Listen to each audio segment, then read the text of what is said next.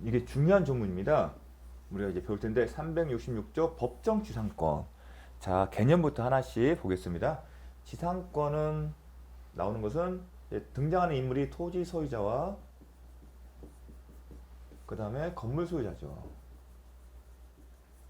예를 들어서요. 건물, 공작물, 수목이니까요. 그리고 건물 자체가 현존할 필요는 없겠죠. 근데 지금은 이해 편을 위해서 건물이 존재하는 경우라고 생각하겠습니다. 건물 소유를 목적으로 있거나 건물을 향후에 짓거나 아니면 현재 건물이 있는 것을 소유하기 위해서. 그렇다면 지상권은 토지 소유자와 건물 소유자 사이의 계약에 의해서 생기는 게 원칙적인 모습입니다. 근데 366조의 일정한 요건은 여기 정하는 요건들이 있을 겁니다. 그 요건을 충족하는 경우에는 토지 소유자와 건물 소유자의 의사표시가 없다 하더라도 당연하게 건물 소유자를 위해서 지상권이 설정된 것으로 보는 겁니다. 즉 계약관계가 없다 하더라도 건물 소유자는 지상권을 취득하는 겁니다. 그래서 법이 정한 지상권이라고 표현을 쓰는 겁니다. 근데 통상적으로 우리가 지상권에는 원칙으로 무상이 원칙적인 모습이겠지만 약정에 따라서 지료를 지급할 수도 있죠. 그럼 가장 좋은 모습은 약정을 해야 하는 게 원칙일 겁니다. 근데 법정 지상권에게는 약정을 안 하는 경우도 많습니다. 즉 당사자가 만나서 지료를 정하는 경우는 드문 일입니다. 왜냐하면 법이 정한 요건에 따라 생기는 것이기 때문에. 그 법이 정하는 요건은 이런 겁니다. 어떤 경우냐? 토지와 지상 건물이 존속하고 있는 상태에서 토지와 지상 건물이 다 갑 소유였어요. 동일한 소유였는데 갑이 뭐 건물에 대해서만 아니면 토지에 대해서만 아니면 건물에 대해서만 토지에 대해서만 저당권을 설정했고 그 설정된 저당권이 실행이 돼서 소유자가 이 토지 소유와 건물 소유자가 달라지는 경우를 예상한 겁니다. 그런 경우에 이 건물을 위해서 지상권이 설정된 것을 본다는 내용입니다. 나중에 가서 배울 텐데 저당물의 경매로 해서 토지와 지상권이 다른 소유자에 속한 경우는 달라지는 경우입니다. 근데 저당권이 설정하는 당시에 똑같아야 합니다. 그게 하나의 요건입니다. 다른 소유자에 속한 경우에는 토지 소유자는 건물 소유자에 대하여 지상권을 설정할 것으로 본다, 간주한다는 겁니다. 법에서 그렇게 강제를 시키는 겁니다. 사회적인, 경제적인 여러 가지 고려사항을 고려해서. 그러니까 간주하기 때문에 토지 소유자하고 건물 소유자 사이에 약정을 정할 경우는 드물겠죠. 그리고 법정 지상권이 생긴 이후에 만나서 정하는 경우는 드물 겁니다. 그래서 강제적으로 지상권을 설정하기 때문에 토지 소유자는 적극적으로 이 건물 소유자가 먼저 나서서 이런 겁니다. 법정 지상권이 생겼어요. 그러면 억울하잖아요. 토지 소유자 입장에서는. 그런 생각 가질 수 있거든요. 그러면 찾아가서 뭔가 얘기를 할 텐데 거기서 얘기가 되면 상관이 없을 텐데 이 사람이 소극적으로 나오게 되면 이 사람은 토지 소유자 입장에서는 억울할 겁니다. 그런 경우를 대비해서 형평을 고려해서 강제적으로 지상권이 설정됐기 때문에 그 형평을 고려해서 지료는 당사자의 청구예요. 법원이 이를 정할 수 있도록 한 겁니다. 즉 당사자이기 때문에 토지 소유자나 건물 소유자 다 할 수 있는 겁니다. 특히 토지 소유자한테 의미가 있겠죠. 토지 소유자는 법원에 청구를 하는 겁니다. 지료를 결정해 달라고. 그때 가서야 비로소 협의가 안 됐기 때문에, 이 경우는 협의가 안 됐기 때문에 차선책이겠죠. 그래야만이 지료의 지급 의무가 발생되는 겁니다. 즉, 이 얘기는 뭐냐면 법정 지상권이 생긴 경우에는 기본적인 모습은 지료에 대한 약정이 없는 겁니다. 정해진 게 없어요. 정해진 게 없기 때문에 정해지는 절차, 예컨대 당사자 청구에서 법원이 이를 정한 경우 아니면 법정 지상권 설정된 이후에 당사자가 만나서 약정으로 체결되는 경우가 아니라면 법정 지상권을 취득한 건물 소유자는 토지 소유자에 대해서 지료를 지급할 의무가 아직 발생하지 않았다는 겁니다. 그 얘기를 하고 싶은 겁니다. 그거를 좀 이해를 시켜드리기 위해서 상황을 좀 부연 설명을 드린 겁니다. 정해지지 않았기 때문에 갑 소유자는 지급할 의무가 없겠죠. 얼마인지를 정해야 지로 지급 의무가 있는 거 아니겠습니까? 그 방법은 뭘까요? 원칙적인 모습은 가장 생각할 수 있는 방법은 쉽게 생각할 수 있는 방법은 이 사람들 둘이 만나서 정하는 거예요. 계약은 가능해요. 그러거나 당사자 청구, 토지 소유자나 건물 소유자 청구에 의해서 법원이 이를 정하는 겁니다. 이 법원에 이게 정하지 않으면 협의나 법원이 정하지 않으면 지료 지급 의무는 발생하지 않아요. 지급 의무 발생하지 않기 때문에 당연히 지료 연체라는 사실도 발생하지 않는다는 겁니다. 지료 연체가 사유로 결국은 지료 연체를 이유로 소멸 청구, 지상권 소멸 청구를 할 수 있냐는 쟁점과 항상 연결이 됩니다. 그러려면 지료를 지급할 의무가 있어야 한다는 겁니다. 근데 특히 법정 지상권의 경우는 약정이나 법원이 결정을 해야만이 의무가 발생한다는 걸 강조드리고 싶습니다. 그래서 뒤돌아가서 판결을 보게 되면 1항이 그런 얘기입니다. 법정 지상권에 관한 지료가 결정되지 않는 경우 지료가 결정되는 방법은 뭐였었죠? 협의나 아니면 당사자 청구에 의해서 법원에 결정하는 겁니다. 지료 지급이 2년 이상 연체됐다는 이유로 지료 지급 연체라는 아는 경우에는 지료 지급 의무가 없습니다. 없기 때문에 지료 연체라는 것도 발생할 일이 없겠죠.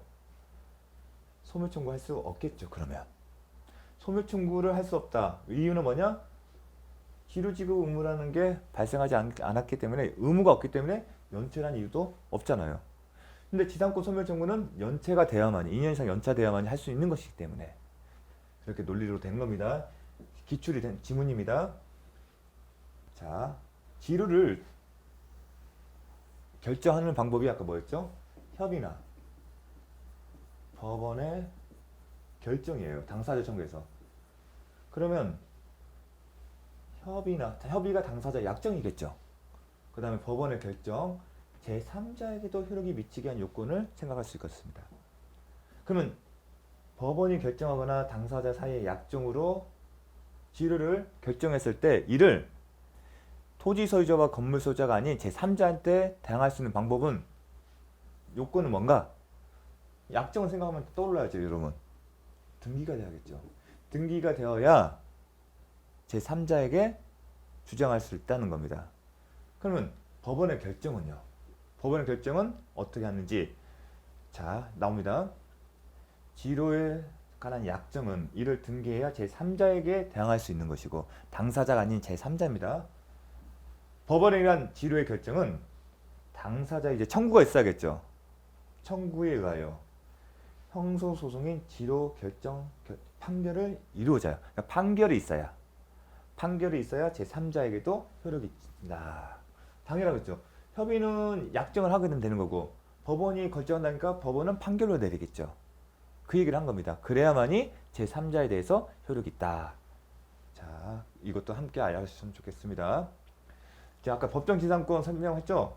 이러한 법리, 감수법상 법정 지상권은 이제 제 366조도 있지만 감수법상 366조의 법정 지상권, 감수법상 법정 지상권이 나눠져 있습니다. 이 감수법은 법조문은 없는데 관습법, 법으로 간주되는 관습법에 따라 인정되는 거 있는데 그 경우의 지료에 관해서도 366조가 적용된다. 즉 관습법상 법정 지상권이 인정되면 건물 소유자와 토지 소유자 사이의 지료는 약정에 의하거나 아니면 당사자 청구에 법원이 결정한다는 겁니다.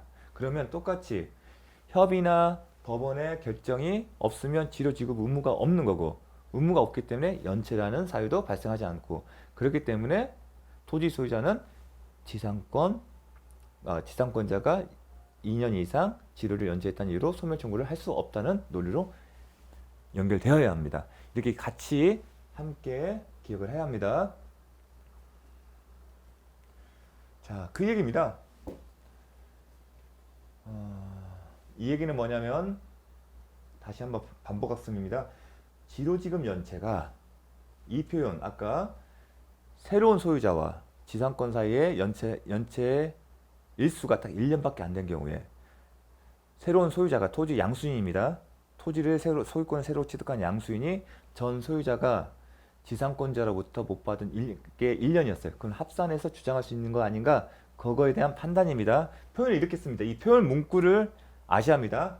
지상권자의 지료 지급 연체가 토지 소유권의 양도 전후에 걸쳐 이루어진 경우, 일단은 이거 있죠. 갑, 그 다음에 을, 지상권자였어요.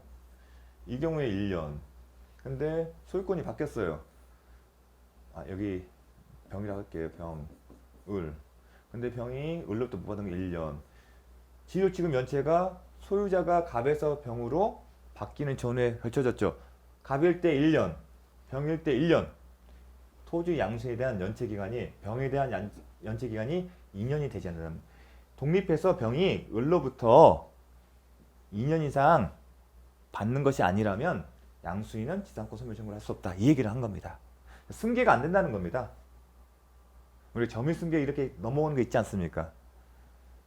병은 자신이 을로부터 2년 이상 못 받았을 경우에만 지상권 소멸 청구를 할 수 있는 거지, 병이 갑이 을로부터 받지 못한 1년을 끌어다가 쓰지는 못한다는 겁니다.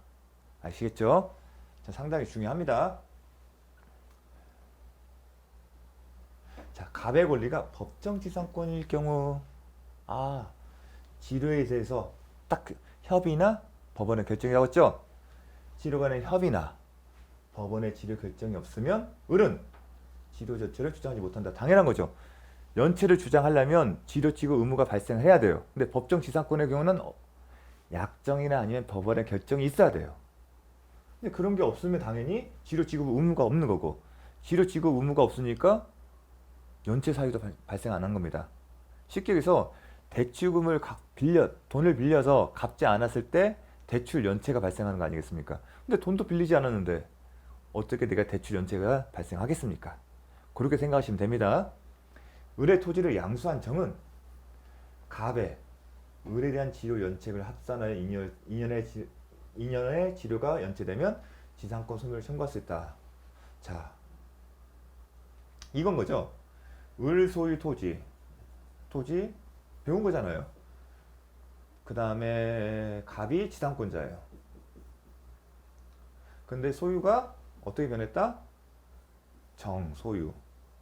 그리고 지상권은 갑입니다. 자, 을의 토지를 정수한 정은 갑의 을에 대한 지료 연체액을 합산하여, 이제 갑이 지상권자라는 전제를 아셔야겠죠. 지문 자체도 보면 이런 훈련이 안 되면 헷갈려요. 그러니까 그림을 그리셔야 돼요. 갑이 을에 대한 지료 연체액을 합산하여 못하죠. 그 합산을 못하기 때문에 당연히 연체되면 청구할 수 있다가 틀린 겁니다. 그걸 뭔가 소유자 변동 전후해서 연체 사실이 있으면 합산 못한다. 그 표현을 기억하시면 됩니다. 토지 소유권의 양도전에 걸쳐 이루어진 경우, 지료 연체가 양도전에 이루어진 경우 양수에 대한 연체기간이, 이 표현을 묻는 겁니다. 바꿔서 묻고 있죠. 이 표현을 그대로 물을 수도 있겠지만 이런 식으로 합산하여 2년의 지료가 연체되면 이렇게 바꿔 쓸 수가 있습니다. 이런 어떤 문장 자체를 잘 바꿔서 쓰게 되면 또 어떨까 하는 것을 생각을 해보셔야 합니다. 이런 문구들을 음미를 하셔야 합니다. 그래야만이 시험장에서 바로 답을 찾을 수 있습니다. 중요합니다. 왜냐하면 이제 지료 연체를 위해서 지상권 소멸 청구를 하는 경우가 특이한 조항인 건 맞습니다. 그리고 독특한 법리가 있기 때문에 계속 내고 싶은 거예요. 우리가 착각에 빠질 수 염려가 많기 때문에. 자, 다시 한번 말씀드렸습니다. 또 하나 좀 특이한 조항이 있어요. 지상권을 소멸을 청구를 하면 되는데 이런 조항이 있어요. 저당권자에 대한 통지. 이런 특이한 조항이 있습니다. 저당권자를 이제 보호하기 위한 조항이 있습니다. 자, 한번 읽어보겠습니다. 저당권이 목적인데, 자, 지상권이 나오게 되면 토지가 있겠죠. 그 다음에 소유자가 있을 거고, 그 다음에 지상권자가 있겠죠. 지상권은 건물, 기타, 공작물, 수목 등의 소유이기 때문에 건물이 존재할 수도 있을 겁니다. 근데 그 경우에 근데 저당권이 목적이 될 때 이 지상권은 하나의 독립된 물건이고요. 양도할 수 있을 뿐만 아니라 저당권의 목적이 될 수가 있습니다. 이것도 기억을 잘 하십시오. 저당권의 객체에 지상권도 지상권도 저당권의 목적이 될 수 있다. 먼저 그걸 기억하셔야 합니다. 요 표현도 나중에 기출이 됐었습니다. 그러니까 저당권의 목적이 될 수 있다. 그건 아셔야 합니다. 지상권이 저당권의 목적이 된 때, 아니면 토지에 있는 건물 수목이 저당권의 목적이 된 때입니다. 그러니까 저당권이 지상권이나 아니면 지상권은 건물이나 수목의 소유 목적이 있죠. 그러면 지상에 존재할 수 있지 않겠습니까? 결국은 지상권자가 소유하고 있는 물건이겠죠. 물건에 돼 있거나 아니면 지상권 자체에 저당권 목적이 된 때는 자, 이러한 상황입니다. 어떤 상황인지를 먼저 파악을 하셔야 합니다. 아, 저당권의 목적이 되는구나. 뭐가? 지상권이나 아니면 지상권자가 소유하는 건물이나 수목이. 그런 상황일 때 전조의 청구, 즉 지상권의 소멸 청구는 저당권자에게 통지한 후 통지하도록 하고 있습니다. 그 다음에 중요한 게 상당한 기간이 경과함으로써 그 효력이 있습니다. 그러니까 소멸 청구는 원칙적으로 소멸 청구권을 행사한다. 그러면 일방적으로 일방적인 의사표시죠. 내가 단독을 한 거죠. 그 단독 행위예요. 하지만 상대방이 있어요. 상대방이 있기 때문에 상대방이 그 의사표시를 수령해야만이 효력이 발생해요. 그래서 원칙적으로는 지상권 설정자가 지상권자에게 소멸 2년 이상 연체를 이유로 지상권을 소멸합니다. 하게 되면 지상권자가 이를 수령하게 되면 지상권이 없어져요. 그런데 지상권에 저당권이 설정되거나 아니면 건물이나 수목이 저당권이 목적이 된 때 일단은 등기부상에 확인을 할 수 있겠죠. 지상권이 목적에 저당권이 설정되면 등기가 가능합니다. 저당권도 지상권을 목적 저당권 설정한다. 이것도 하나의 등기가 있어야만이 효력이 생기겠죠. 저당권은 당사자의 약정에 따라서 저당권을 설정하는 거지 않습니까? 그러면 약정에 따른 저당권 물권이죠. 물권이 저당권 효력이 발생하려면 등기가 돼야 합니다. 따라서 지상권을 목적으로 할 때 저당권일 때 등기가 돼 있을 거고요. 그래야 저당권의 효력이 저당권 물권 변동의 효력이 발생하니까요. 저당권이 발생하는 거고 건물 수목이 저당권 목적일 때 이때 건물에 대해서 하겠죠. 그리고 수목의 같은 임목에 관한 법률에 따라서 가능할 겁니다. 임목에 관한 법률에 따르면 임목 등기가 가능하니까요. 그러니까 그런 식으로 공시가 되어 있습니다. 따라서 지상권 설정자는 소유자죠. 알 수가 있어요. 그럼 그 사람들한테 통지를 해야 합니다. 먼저 지상권자한테 소멸 청구를 했어요. 동시에 설정자는 저당권자한테도 이만한 사유로 소멸을 청구합니다. 그 얘기를 하는 거예요. 근데 원칙적으로는 지상권자가 의사표시, 지상권 소멸 청구 의사표시면 효력이 발생하는데 이 경우에는 어떻게? 상당한 기간이 경과함으로써 바로 효력이 발생하는 게 아니라 지상권자가 그 소멸 청구 효력이 발생하려면 저당권자에게 통지하고 나서 상당한 시간이 지나야 한다는 겁니다.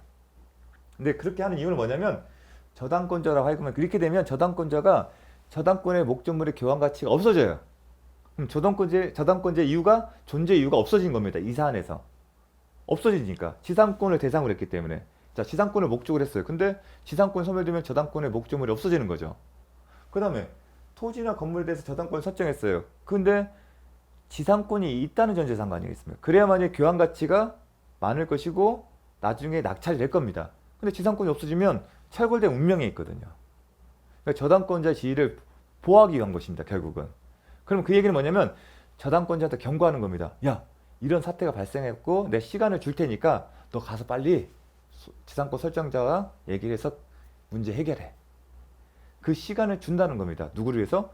저당권자를 위해서. 근데 이게 결국은 저당권자를 도움을 주는 건데 이런 제도가 있기 때문에 저당권이 설정할 수 있는 겁니다. 지상권이 설정된 목적물에 대해 저당권을 설정할 수 있는 뒷배경은 이렇게 저당권자 통제함으로써 저당권자를 보호하는 규정이 있기 때문에 지상권을 결국은 재산 그 양도성이나 그런 것들을 확보하는 겁니다. 양도성이나 아니면 저당권 설정에 이런 든든한 백이 있으니까요. 그러면 이걸 믿고 할 수가 있는 것 같아요. 왜냐면 저당권자가 불이의 손해를 받지 않기 때문에 그럼 저당권자도 보호되고 저당권자가 보호를 받기 때문에 지상권에 대해서 저당권 설정이 더욱 많이 이용될 수가 있을 겁니다. 자, 그래서 근데 중요한 것은 상당 기간. 왜냐하면 저당권자가 문제를 해결하려면 바로 불가능합니다. 왜냐하면 돈이 많이 들 수 있기 때문에 돈도 마련해야죠. 그래서 즉시는 아닙니다. 그래서 기출은 통지하면 즉시인데 그렇지 않다. 근데 이 제도의 취지를 이해하게 되면 즉시는 맞지 않겠죠. 저당권자 보호하고 있으면 대신 갚을 수 있는 기회는 줘야겠죠. 그런 취지입니다. 그 취지를 이해하시면 좋겠습니다. 상당히 중요합니다. 이렇게 통지를 해야만이 효력이 발생하는 경우가 간혹 있습니다. 이런 조항들은 좀 잘 기억을 하셔야 합니다. 계속 나올 수가 있습니다. 자, 분묘 기지권을 시효 취득하는 경우에 지료 지급 의무가 있는지 여부. 그러니까 분묘 기지권도 시효 취득. 먼저 한번 저희가 이 쟁점이 있었습니다. 여러분, 점유 취득 시효 완성을 원인으로 한 소유권의 같은 이전 등 같은 경우는 등기를 해야만이 효력이 발생한다고 배웠습니다. 그렇죠? 그럴 때 분묘 기지권으로 시효 취득한 경우에도 등기를 해야 합니까? 아니면 등기 없이도 취득합니까? 등기 없이도 취득한다고 했습니다. 그때 한번 출제가 됐었습니다.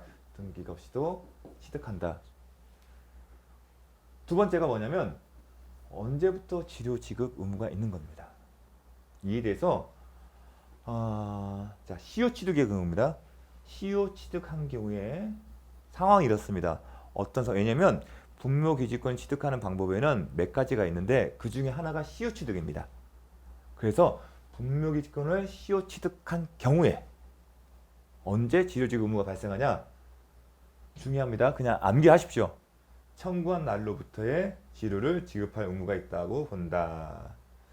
즉 분묘 기지권을 시효 취득한 시점이 아니라 언제부터? 청구한 날로부터의 지료를 지급할 의무가 있다. 이렇게 나옵니다. 그래서 이게 이제 전원 합의체 판결로 변경됩니다. 예전에는 분묘 기지권을 시효로 취득하는 경우 분묘 기지권의 지급 의무가 분묘 기지권이 성립된과 동시에 발생한다는 취지의 대법원 판례는 바뀌었다. 예전에 지료 지급 의무가 시효 취득의 경우 분묘 기지권이 성립된과 동시에 발생한다고 했었습니다. 근데 지금 어쨌다? 청구한 날로부터 한다는 겁니다. 왜 그렇게 생각을 했냐면 등기 없이 이제 취득을 하잖아요.